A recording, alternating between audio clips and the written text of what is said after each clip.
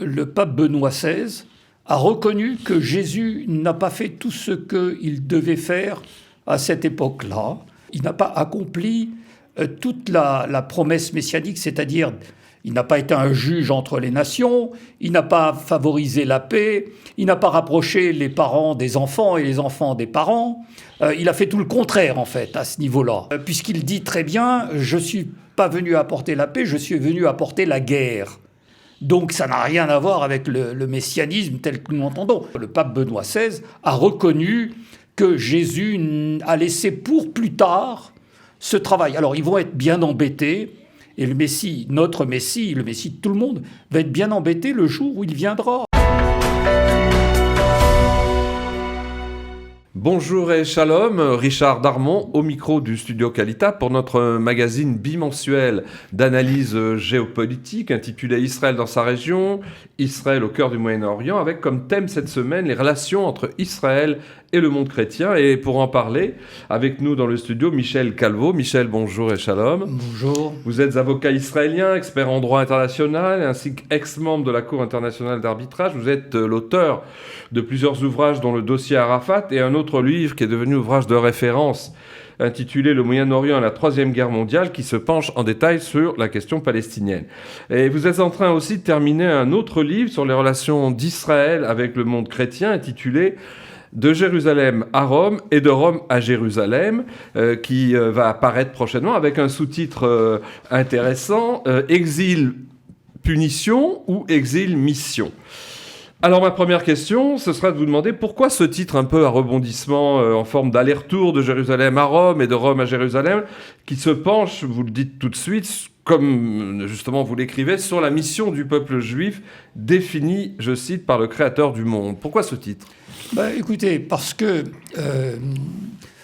on n'a pas compris, et je n'avais pas compris pendant de nombreuses années, je me trompe peut-être, mais je pense avoir une solution à cela, mais on n'a pas compris pourquoi on est allé en exil.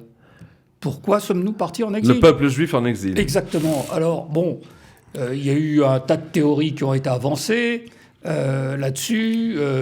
L'exil serait une sorte de punition parce qu'on serait mal comporté. Mais alors, on trouve des choses assez surprenantes, notamment le Rambam qui dit en fait, on a été en exil parce qu'on n'a pas suffisamment étudié l'art de la guerre et on a pensé, on a vu les astres et vu le mouvement des astres. Et on s'est mal défendu. Oui. D'autres théories, comme le rabbi de Lubavitch, dit on est parti en exil parce qu'il faut aller en exil pour remonter très haut. Mais ramener les étincelles de sainteté. Ça n'explique pas vraiment cela. Il y en a d'autres qui ont dit c'est l'histoire de Bar Cap, ça, c'est la haine gratuite. Mais dans toutes ces théories, il y a une chose qui est assez incroyable, c'est que en fait, on n'est puni que pour ses propres actes. On n'est pas responsable des actes de nos pères. C'est écrit dans la Bible et c'est écrit également dans le prophète Ézéchiel. Et puis, il y a un autre passage qui dit, je pense que c'est Ézéchiel, où on entend parler Rachel qui se lamente pour l'histoire, pour ce qui arrive à ses fils. Et Dieu lui dit, ne t'inquiète pas, il y aura un salaire pour le travail de tes fils. Donc, s'il y a salaire, il y a subordination d'une part, et puis il y a un travail et une mission, donc, à cela. Donc, voilà ce qu'il en est. Et puis, il y a d'autres passages dont on ne parle pas. On ne parlera pas ça. Nos sages ne nous ont pas parlé de cela. C'est les passages de la Genèse où Dieu parle à Abraham en lui disant « Toutes les nations seront heureuses par toi. Celui qui te maudira, je le maudirai. Celui qui te bénira, je le bénirai. » Et puis ce message a été répété à Jacob. Et pour Jacob, il est dit tu partiras dans tous les sens. Tu iras vers le nord, tu t'étendras vers le sud, vers l'est et l'ouest. Donc il y a déjà à la base le futur qui nous est donné et cette histoire de dispersion. Alors j'ai une question plus géopolitique et diplomatique. Vous connaissez ça très bien en tant qu'avocat international, le droit international. La renaissance qu'on est en train de vivre après presque 2000 ans d'exil de l'État d'Israël sur sa terre ancestrale ne représente-t-elle pas, malgré cette mission, entre guillemets, accomplie du peuple juif de revenir sur sa terre, une contradiction monumentale pour la théologie chrétienne qui est axée sur ce qu'on appelle la théorie du remplacement de l'Israël hébraïque, biblique, par le nouvel Israël, entre guillemets, chrétien? Écoutez, c'est plus compliqué que cela parce que ce n'est pas seulement la théorie du remplacement, c'est la théorie du remplacement de l'alliance. C'est-à-dire qu'il n'y a plus d'alliance, elle a été effacée au profit de la chrétienté. Mais ils ont reconnu en 65, ils ne pouvaient pas faire autrement, ils ont reconnu que finalement, avec la persistance du peuple juif, et le fait que, contrairement à ce qui avait été dit dans l'histoire, c'est que Dieu avait banni le peuple et on le gardait simplement à titre de témoin de leur perfidie vis-à-vis de Jésus. Ils se sont aperçus que finalement l'alliance elle continuait d'exister puisque les Juifs finalement continuaient d'exister et d'autre part étaient florissants et ont été utiles à l'humanité. Et ils se sont aperçus de ça. Alors ils ont fait la chose suivante. Ils n'ont pas parlé du second exil. Ils ont parlé du premier exil. Et ils ont dit, en fait, les Juifs ont exalté le nom de Dieu dans le monde, en se basant sur l'histoire de Tobit. Alors, s'il y a un livre que je vous suggère de lire, vous et vous, téléspectateurs, il faudrait lire le livre de Tobit. Vous le trouvez sur Internet. C'est l'histoire d'un juif de la tribu de Naphtali qui a été exilé dans le nord et, à l'occasion du premier exil et qui est parti travailler, faire son travail de juif au milieu des nations. Et vous verrez, c'est émouvant cette histoire, vraiment émouvante. Elle ne fait pas partie de nos écrits, mais on peut la trouver dans les livres chrétiens. C'est une agada parallèle. Exactement. Alors j'ai une question qui approfondit un peu cette problématique de réflexion sur qu'est-ce qui justifie telle ou telle position de l'Église. Pendant presque 20 siècles, l'Église chrétienne, enfin, ou du moins catholique surtout, s'est opposée au retour des Juifs sur leur terre ancestrale, y compris, on le sait bien, à l'époque de Herzl, de Theodor Herzl, avec le fameux « No possumus », nous ne pouvons pas vous aider. Oui. Alors, quel serait, aux yeux de l'Église, alors hier dans la diaspora et maintenant de retour sur sa terre, la mission d'Israël dont vous parlez, dans le cadre de cette guerre théologique entre chrétiens et juifs? Alors, en ce qui concerne la mission, il n'en parle pas. Benoît XVI a dit l'exil n'était pas seulement une exil, il y avait une mission. Mais lui n'a pas défini la mission. Et l'exil reste dans la tête des chrétiens, comme chez les juifs d'ailleurs, parce qu'on se sent encore coupable, on nous a embrouillé la tête, on n'a pas parlé de la mission, on ne nous a pas parlé de ce que cette mission devait exister et avait été prévue déjà dans la Genèse, en ce qui concerne Abraham et Jacob, le fait que l'on devait rendre heureux tous les peuples. On a encore sur notre tête l'angoisse que les chrétiens et que les musulmans nous ont fait subir, celle de ne pas pouvoir survivre. Et donc finalement, cette mission d'Israël, elle est implicite, elle n'est pas définie.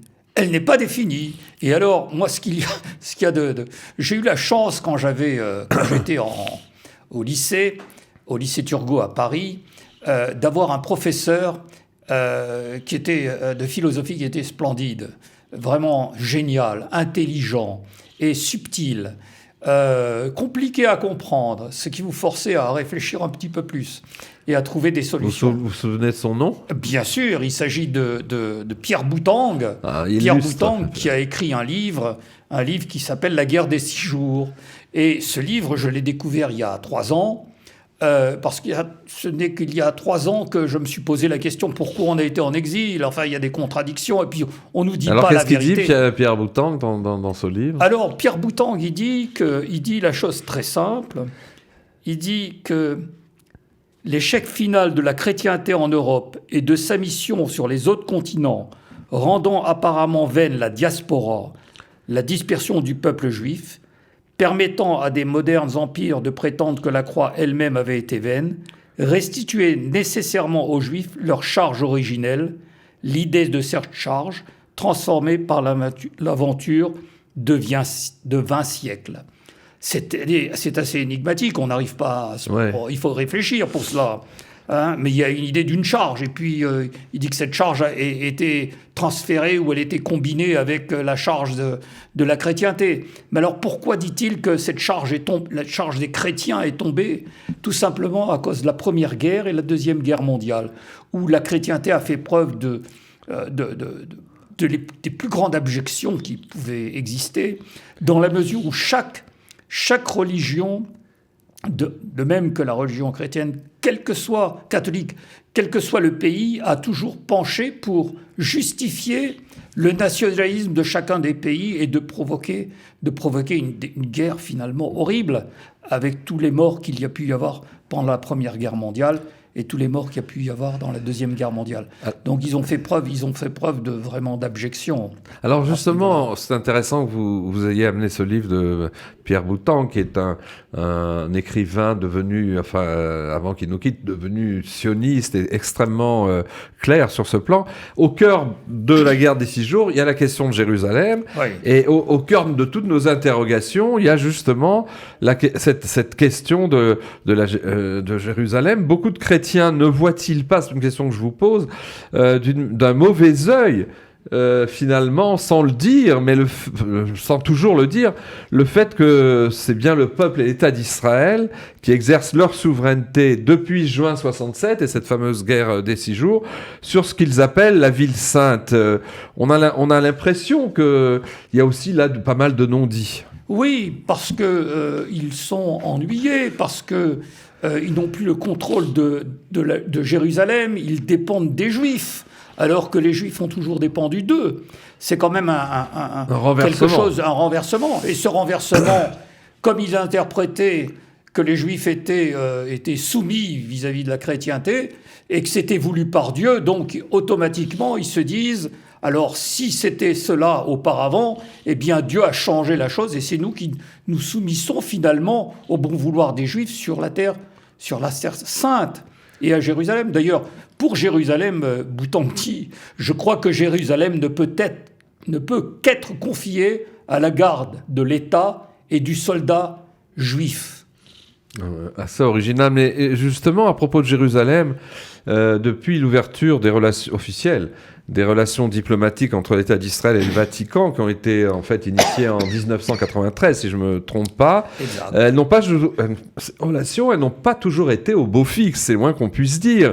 Il y a eu des périodes où on a entendu des déclarations et des prises de position, pas forcément des papes successifs, mais du Saint-Siège et de ses porte-paroles, qui condamnaient de manière systématique Israël, face aux Palestiniens, et qui ressemblaient d'ailleurs des réactions qui ressemblaient à celles de l'Union européenne. D'ailleurs, c'est pas un hasard si dès l'époque de la création de l'État d'Israël, avant la guerre des 6 jours, la diplomatie française a attendu que la France est la fille aînée de l'Église et qu'elle a toujours défendu les intérêts de l'Église catholique. Bien que la France soit un État soi-disant laïque. Oui, eh bien cette même France avait, dans les années de la création de l'État d'Israël, avait défendu l'idée d'un status separatum, un statut spécial pour Jérusalem. Et c'est d'ailleurs toujours la position et de la France et de l'Europe sur le fond. Ce qui est complètement illégal au niveau du droit international, parce qu'il se rattache à cette idée qui était un projet qui n'a pas été accepté par les Nations Unies, par aucune des nations composant les Nations Unies.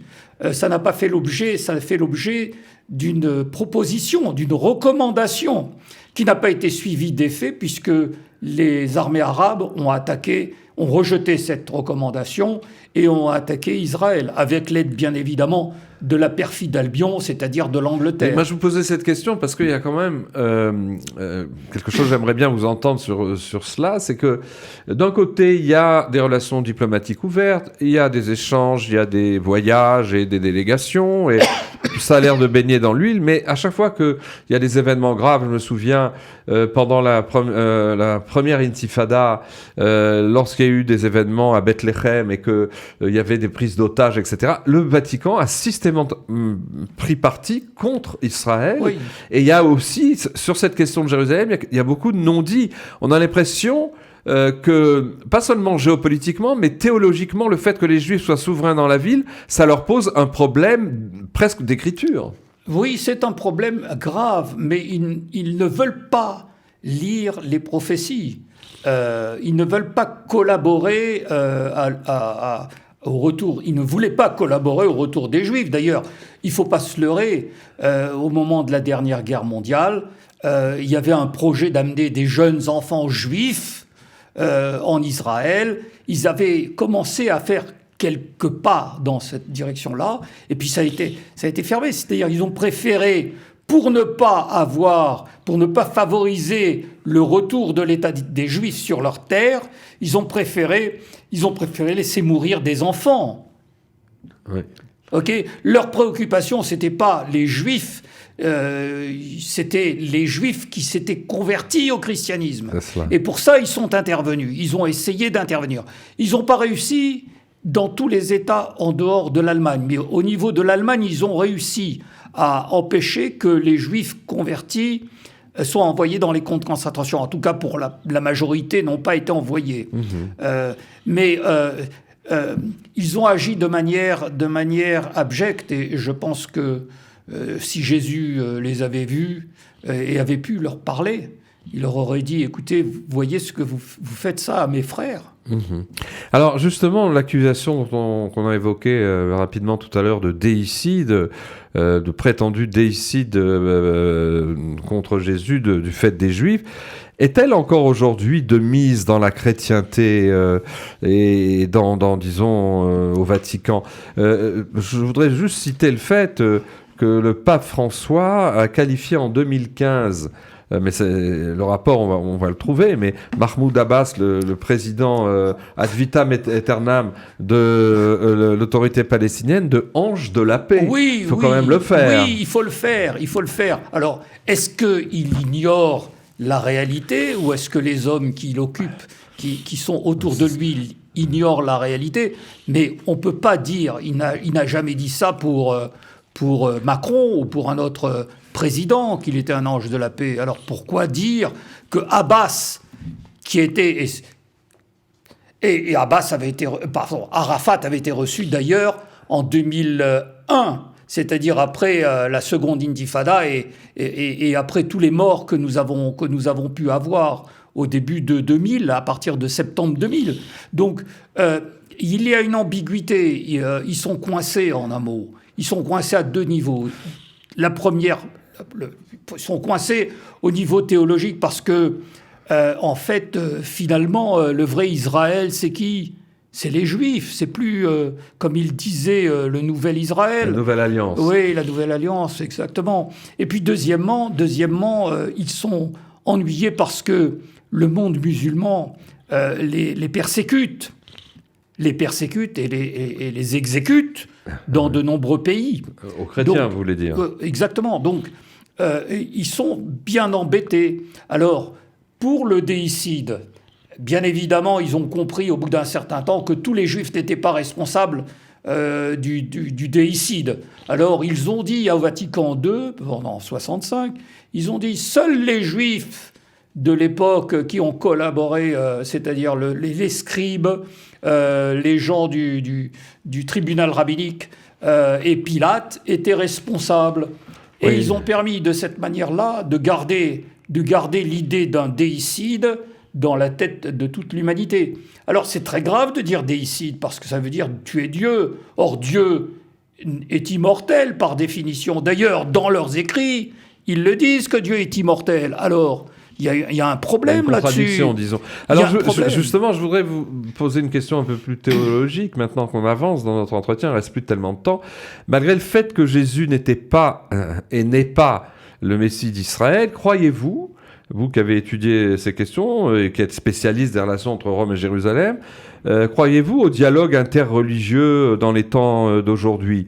Qu'est-ce que ça pourrait, si vous voulez, amener de positif, malgré toutes les limites qu'on a connotées dans le monde chrétien? Alors, il faut noter que le pape Benoît XVI a reconnu que Jésus n'a pas fait tout ce qu'il devait faire à cette époque-là. C'est-à-dire qu'il n'a pas accompli toute la promesse messianique, c'est-à-dire il n'a pas été un juge entre les nations, il n'a pas favorisé la paix, il n'a pas rapproché les parents des enfants et les enfants des parents. Il a fait tout le contraire, en fait, à ce niveau-là.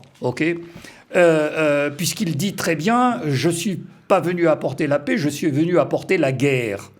Donc ça n'a rien à voir avec le messianisme tel que nous l'entendons.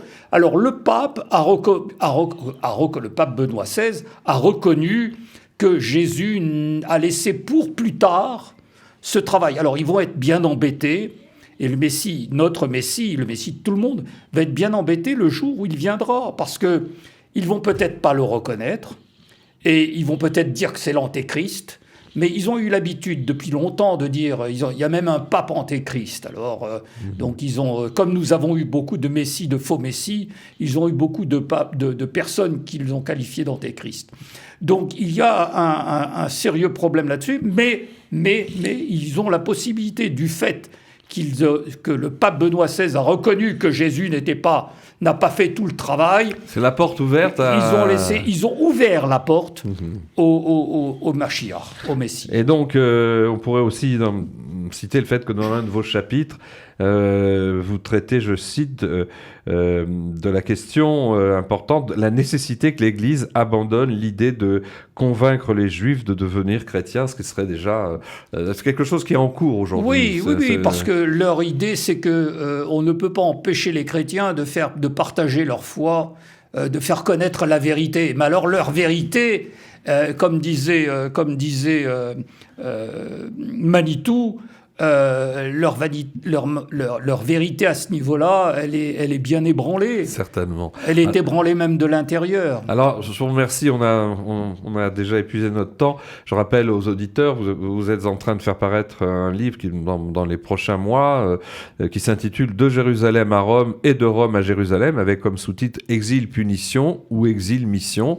Donc, on attend sa sortie. Et c'est un livre sans doute que j'ai pu parcourir dans son manuscrit, assez passionnant. Je vous remercie, Michel, d'être venu au studio. Je remercie aussi les auditeurs de nous avoir écoutés, et à bientôt.